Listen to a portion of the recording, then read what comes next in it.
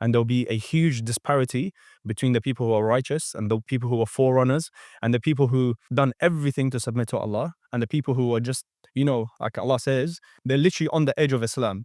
They're doing a few things here and there to call themselves Muslims, but the vast majority, they're in misguidance, they're in darkness. And if a calamity was to come their way, because they're on the edge, they'll flip and they'll stop practicing Islam. They'll stop worshipping Allah just because they didn't get what they wanted in this dunya. And this is from Surah Taghabun as well. Here Allah subhanahu wa ta'ala says that no calamity befalls anyone except by Allah's will. And whoever has faith in Allah, He will rightly guide their hearts through adversity. And Allah has perfect knowledge of all things. So here Allah subhanahu wa ta'ala is saying that without Allah subhanahu wa ta'ala's will, no calamity will come your way. It's only through Allah's will that a calamity will happen. So anything that comes, know that firstly, it's coming from Allah. It's not coming from the one who's oppressing you. It's not coming from the one yourself, you harmed yourself or something happened, right? Every calamity that comes your way, Allah decreed for it to come your way. That's first and foremost. Because nothing happens without His will. That Allah subhanahu wa ta'ala is in total control of every single thing that happens, right? And then what Allah says, وَمَنْ يُؤْمِن بِاللَّهِ يَهْدِ قَلْبًا. That whoever believes in Allah, Allah will guide their heart. So what this means is that when the calamity strikes in your life, what your job is to stick to Iman. Hold firm to your Iman. Don't let go of your Iman in that moment.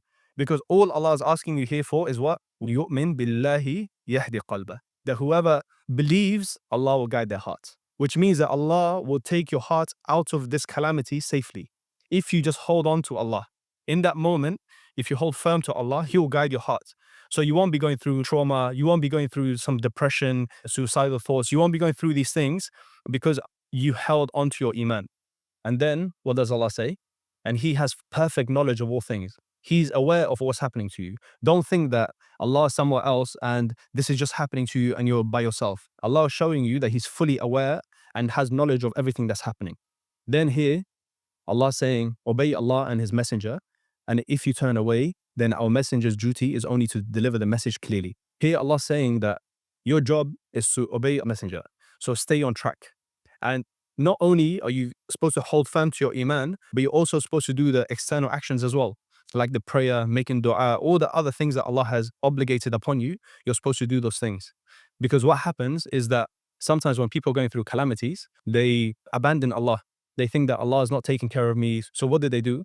They abandon their Iman and then they abandon worshipping Allah as well. They abandon being obedient to Allah and His messenger. So in those moments, you have to just stay firm. It's just for a short while. You stay firm, then Allah will get you to the other side. Yahdi qalba. Allah will guide his heart. And what's Allah saying here? That there is no God worthy of worship except Him. So in Allah, the believers put their trust.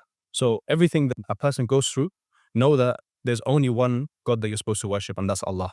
And it only makes sense, therefore, that you put your trust in Him and no one else.